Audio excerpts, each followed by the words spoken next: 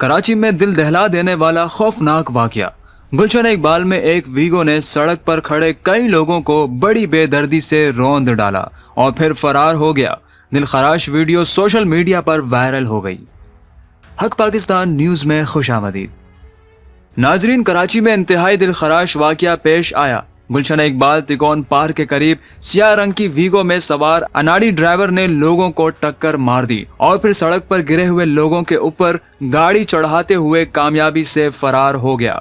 इस खतरनाक हादसे में खुशकिस्मती से कोई जानी नुकसान तो नहीं हुआ, ताहम वाकये में एक शख्स जिसका नाम मौलाना सज्जाद शामी बताया जा रहा है, वो जख्मी हुए और उनके साथ उनकी 2 कमसिन बेटियां और भांजी शदीद जख्मी हुई। गुलशन इकबाल में नामालूम सिमत से एक वीगो गाड़ी अचानक से आई और जो उसके सामने आया उन सबको कुचलती हुई आगे निकल गई और इस दौरान एक शख्स बेहोश भी हुआ। वीगो का ड्राइवर जिस खतरनाक अंदाज में मौके से फरार हुआ, उसमें भी कई अफराद हादसे का शिकार होने से बाल बाल बचे।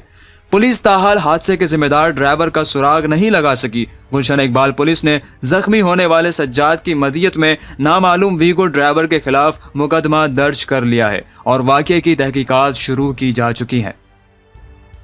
मजीद खबरों के लिए देखते रहिए हक पाकिस्तान न्यूज।